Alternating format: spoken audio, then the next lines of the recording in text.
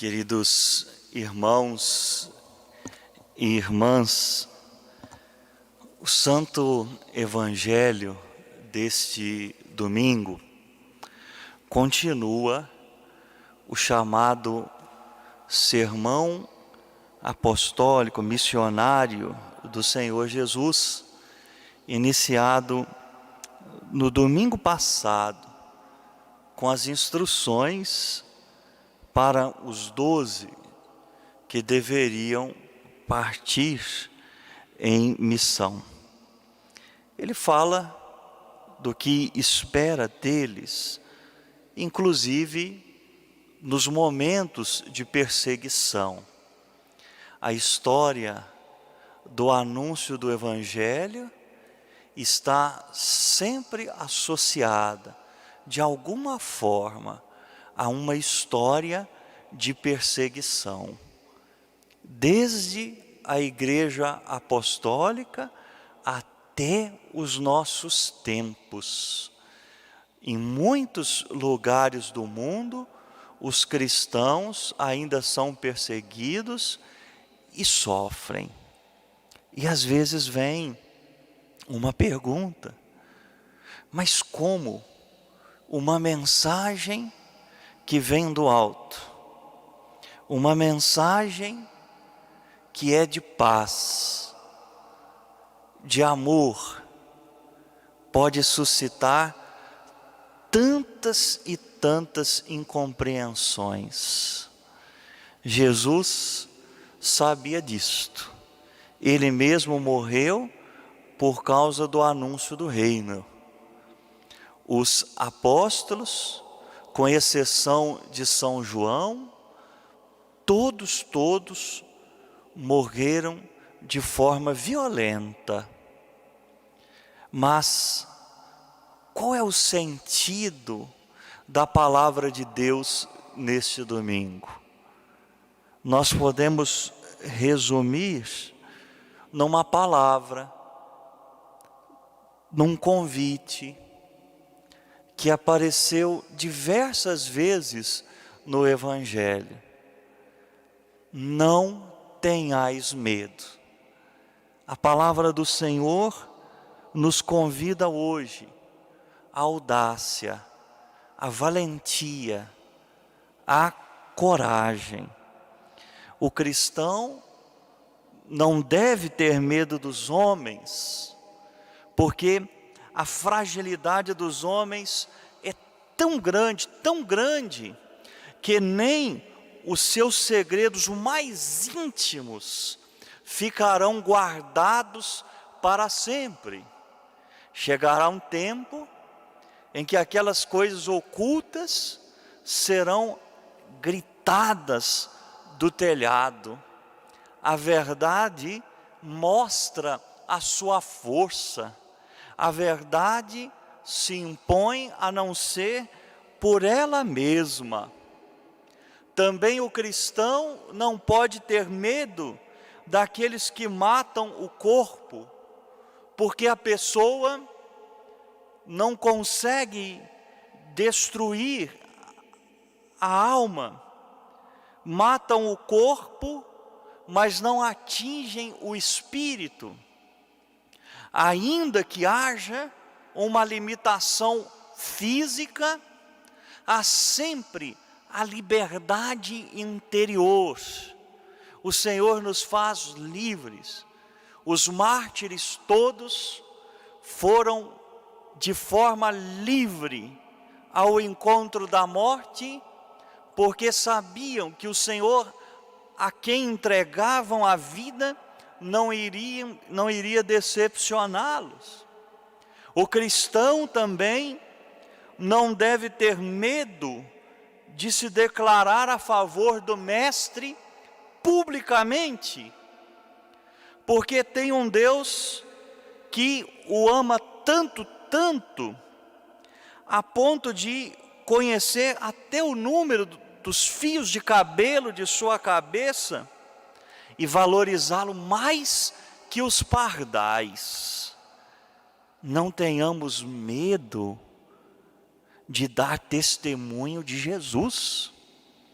Quantos cristãos se acovardam diante de um testemunho?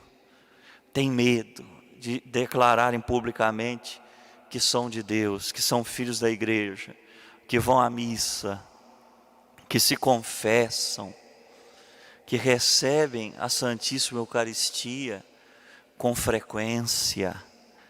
Quantos cristãos, por respeito humano, se omitem diante do anúncio do Evangelho? Entra aqui o medo. O medo, muitas vezes, está ligado ao nosso instinto de conservação. É interessante. O medo é uma reação que uma pessoa sente diante de alguma coisa que a ameaça.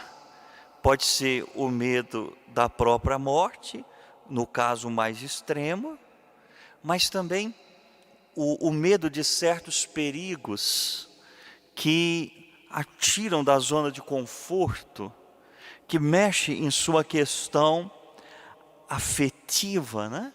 Aquele medo de ofender, né? Eu não vou falar que eu sou cristão, eu não vou me posicionar no que se refere à fé, porque eu posso ofender, né? Os cristãos o tempo todo são ofendidos, mas às vezes passam por esse receio. E por quê?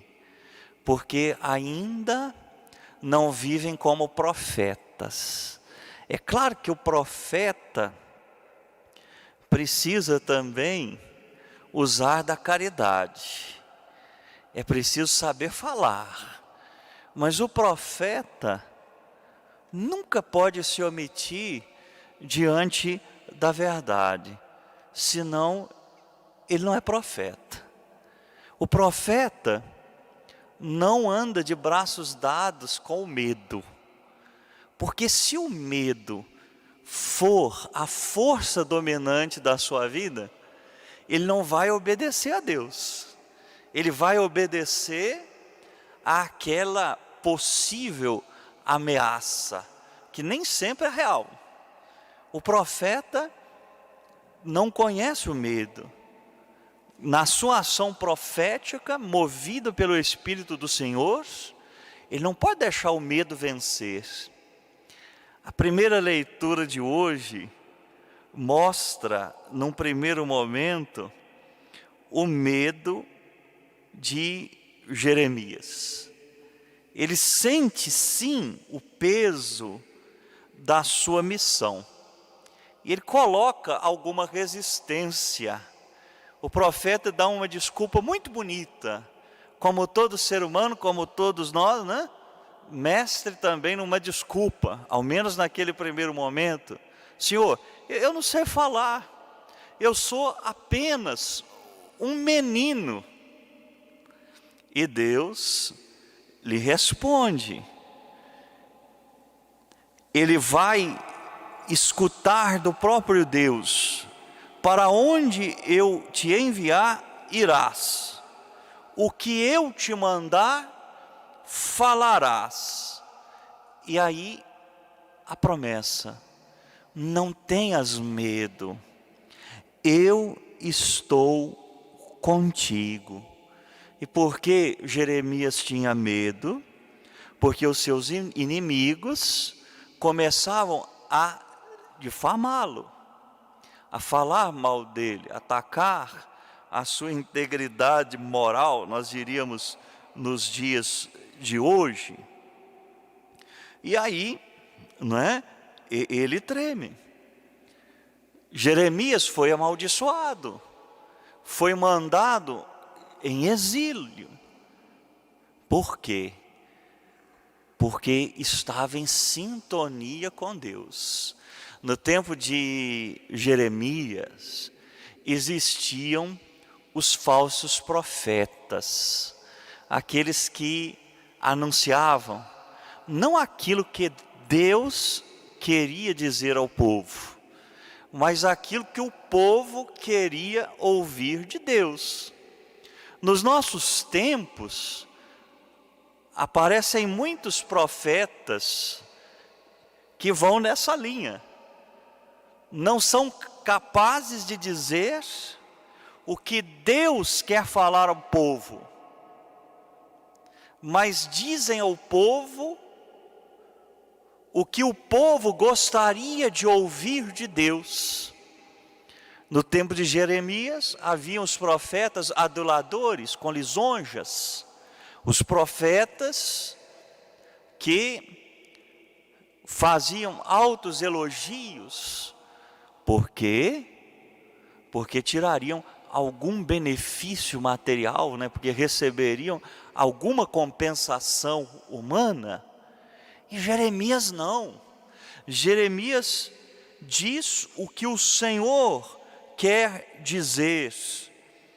Jeremias passa sim por um momento de desconforto, mas também experimenta a razão da esperança, experimenta a razão da sua fé. Ele salvou das mãos dos malvados a vida do pobre, né? Ele toma consciência de que Deus está com aquele que é provado. Não tenhas medo. Jeremias escuta do Senhor. Não tenhais medo. Os discípulos escutaram de Jesus. E Jesus não falou isso só para os discípulos de ontem, mas fala para os discípulos de hoje. Não tenhamos medo. O discípulo não é maior que o mestre. Se o mestre foi perseguido e no meio da perseguição deu testemunho da verdade, nós também somos convidados a fazermos essa experiência. Nós passamos constantemente pela sorte. Não vivemos num país que nos pune com a vida, né, por sermos cristãos, como tantos irmãos que estão aí em tantos outros países, sobretudo no Oriente Médio, no continente asiático, em tantos outros lugares, mas somos ridicularizados, perdemos a popularidade, parecemos pessoas esquisitas, e às vezes isso amedronta, isso gera também uma certa covardia. Não sejamos covardes, não nos deixemos levar pela timidez, pela vergonha. Jesus disse aqui: aquele que se envergonha diante de mim, diante dos outros, eu também me envergonharei dele diante de meu Pai. Quer dizer, no dia do juízo, no dia do juízo final, quando estivermos lá para receber a vida eterna. Queridos irmãos e irmãs, pensemos nisso. A aversão ao profeta, a aversão ao discípulo de Cristo está presente num mundo inimigo de Deus. Quem até hoje não se deu conta de que nós vivemos num novo mundo pagão, num mundo neopagão? O cardeal Ratzinger, o então cardeal Ratzinger, hoje nosso querido Papa Emérito Bento XVI, disse uma coisa muito forte, que às vezes eu lembro na preparação para o batismo, às vezes até na homilia da celebração do batismo. Ele disse assim: o mundo está cheio de pagãos que insistem ser chamados de cristãos, quer dizer, batizados, mas com uma vivência completamente pagã. vivem no chamado ateísmo prático. Não se declaram ateus, não são ateus convictos, não se manifestam com a ideologia, né, do ateísmo, todos aqueles argumentos que nós já ouvimos ao menos alguma vez, mas na prática vivem como se Deus não existisse. Os neopagãos, que às vezes estão presentes até nos bancos das igrejas, até nas pastorais. Por quê? Porque tem medo do mundo, porque tem medo da vergonha, mas não tem medo de viverem uma farsa de cristianismo, né? Uma caricatura de cristianismo. Nós, às vezes, não pensamos nisso. Nós, às vezes, não temos medo do pecado. Às vezes, nós não temos medo da indiferença. Mas temos medo de vivermos um cristianismo autêntico. A palavra de Deus hoje nos exorta com força. Queridos irmãos e irmãs, não temais, diz Jesus, não tenhais medo. Nós vivemos de um clima de medo, né? De medo, a igreja com as portas fechadas, né? Com medo de o vírus. Muitos com medo, né? De assumirem também o seu papel na sociedade nesse momento. Medo, medo, não tenhais medo, vai dizer nosso Senhor. Tenhamos medo de pecar, tenhamos medo de não obedecer a Deus, mas de Deus não tenhamos medo. De Deus não se tem medo, de Deus se tem temor, né? O santo temor é um dom do Espírito Santo. E o que significa?